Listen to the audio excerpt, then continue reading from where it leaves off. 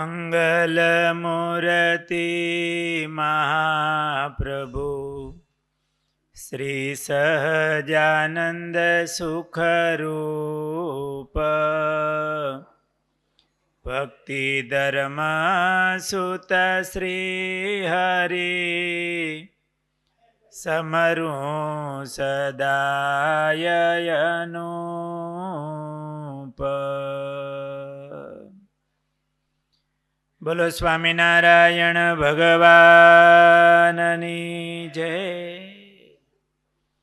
વાલા ભક્તજનો, જય સ્વામિનારાયણ. દીનાનાથ ભટ્ટ એ મહારાજે વડતાલમાં ફૂલદોલનો ઉત્સવ કર્યો. 12 બારણાના હિંડોળે મહારાજ ઝૂલ્યા. એ પ્રસંગે દીનાનાથ ભટ્ટ આવેલા. મહારાજનું પૂજન થયેલું. એવડા મોટા મહોત્સવમાં મહારાજનું કેવું પૂજન થયું હોય. એ કિંમતી વસ્ત્રો અને આભૂષણો મહારાજે રાજી થઈને દીનાનાથ ભટ્ટને આપ્યા.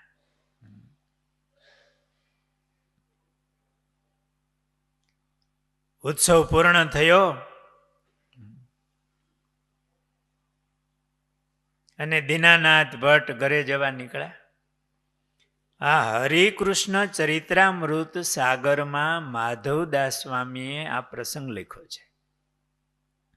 હતા ભટ્ટ દીનાનાથ એને આપ્યા સર્વે ઉતારીને તેને, એવી ઉદારપણાની વાત આપી વસ્ત્રને થયા રળિયાત. મહારાજને એવા કિંમતી વસ્ત્ર આભૂષણો સમયમાં મહારાજને ધરાવ્યા હોય ને, ભક્તો લાવ્યા હોય, મહારાજે ઉતારી એ વસ્ત્રો અને આભૂષણો દીનાનાથ ભટ્ટને આપ્યા. એવી ઉદારપણાની વાત. મહારાજ આવા ઉદાર. અને દીનાનાથ ભટ્ટ જેવા ભક્ત એને જોઈને મહારાજ રાજી થઈને બ્રાહ્મણને આપ્યા.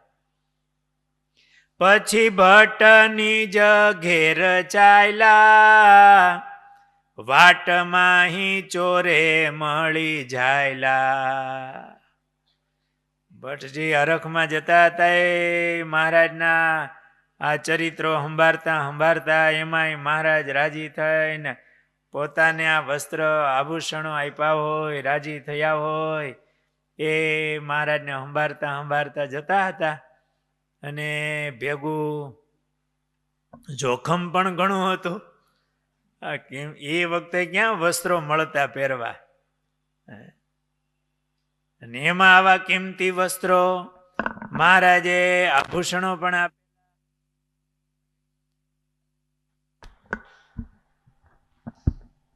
દીનાનાથ ભટ્ટ એ ચાલ્યા જતા હતા. એમાં ચોર આવ્યા.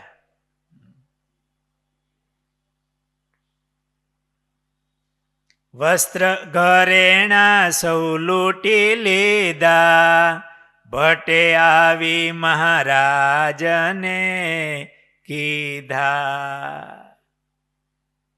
પડકારો માર્યો. ભટજી ઉભા રહી ગયા. સંતો એવું લખ્યું છે, ભટજીની પાઘડી પણ પડી ગઈ અને આમ થર ધ્રુજવા માંડ્યા. હાથ જોડ્યા કે મને ગરીબ બ્રાહ્મણને તમે લૂંટશો નહીં. પણ અહીંયા ચોર કઈ મૂકે? પડકારો કર્યો, બધું લૂંટી લીધું. અને ભટ્ટજી પાછા વળ્યા મહારાજ પાસે. મહારાજ પાસે આવી અને જે વાત બની એ મહારાજને કીધું કે મહારાજ આવી રીતે મને લૂંટી લીધા. હજી વડતાલથી આમ નજીક જ છે અને ભટ્ટજી પાછા આવ્યા. મહારાજ સભા ભરીને બેઠા હતા. એમાં બધા પગી બેઠા હતા. મહારાજે નિત્યાનંદ સ્વામી અને શુકાનંદ સ્વામીને પણ ભલામણ કરી કે તમે બરોબર તપાસ કરો. આ ભટ્ટજીનો જે ચોરાયેલો મુદ્દા માલ એ બધો હાજર થવો જોઈએ. એમાં જોબન ભગી વગેરે બેઠા હોય. પછી વાલ મેં પગી તેડાવ્યા, કાઢો પગલા ભટ્ટ લૂંટાયા. પગી હોય પગેરું કાઢે. તમે બરોબર ક્યાં લૂંટાણા ભટજી ભેળા જાઓ, ત્યાંથી પગેરું કાઢો અને આ સામાન લાવો. ત્યારે તખા પગી કહે નાથ, ગયા માલ શું આવે છે હાથ. મહારાજ તમે કહો છો પણ આ ગયો માલ થોડો હાથ આવે. એ લૂંટાઈ ગયો, એ લૂંટાઈ ગયો. અને મહારાજ આકરા થઈ ગયા. પછી નાથ નૃસિંહ રૂપ ધરે, મહારાજ નૃસિંહ રૂપ થયા. એકદમ આંખો લાલ થઈ મહારાજની. અતિ કોપ કરી બોલ્યા હરી, માલ લાવો ઝટપટ તમે, નહીં તો ચોરને ઝાલશું અમે. ભટજી પાસે આવું બધું હતું એ કોને ખબર હોય? એ તો મહારાજી જયારે આપ્યું હોય ત્યારે સભામાં જ બેઠા હોય. એ જોતા હોય કે મહારાજે આવા કિંમતી વસ્ત્રો આભૂષણો આ બ્રાહ્મણને આપ્યા છે અને બ્રાહ્મણ જવા નીકળો છે. અને પછી એને લૂંટ્યા હોય. મહારાજે કીધું તમે પગેરું કાઢો, સામાન લાવો. કો તો હમણે કહી દિયું નામ, પછી સૌના મુખ થશે શ્યામ. કો તો અમે નામ આપી દઈએ કોણે આ લીધા છે, પછી મોઢું સાંભળું થઈ જાય. એના કરતા જ્યાં હોય ત્યાંથી છાના માના લઈ આવો, લાવો.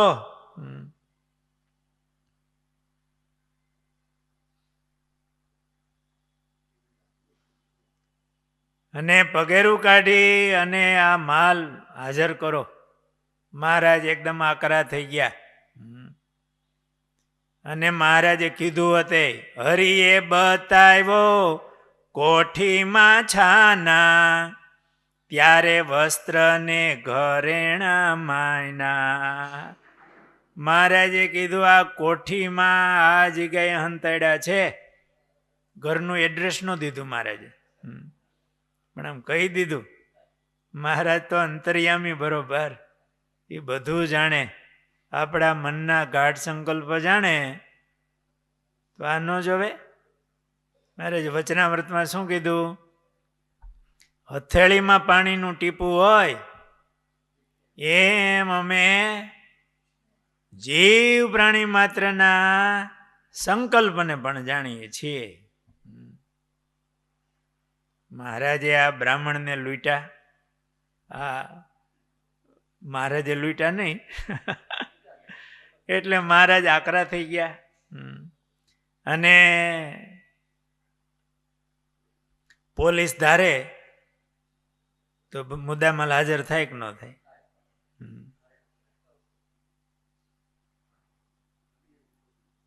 એમ મહારાજે કડક થઈને કીધું કે તમે બધા પગી છો તો પગેરું કરો અને ચોરને પકડો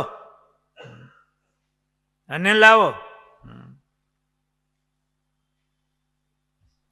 વળતા પગે લાગ્યા પગી સહુ, લાવ્યા પોશાક ઘરેથી કહું.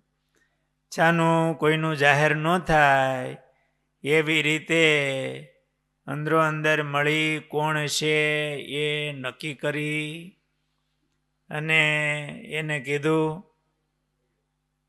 કે લાવ નહીતર જાહેર થઈશ. ડારોય દીધો હોય અને બધો પોશાક લાવ્યા અને મહારાજની પાસે મૂક્યો. મહારાજ ચોર પકડાઈ ગયો અને આ બધો મુદ્દા માલ મહારાજ આ છે. મહારાજે પાછું દીનાનાથ ભટ્ટને આપ્યો અને મહારાજે કીધું આ ભટ્ટજીને દૂર સુધી મૂકી આવો.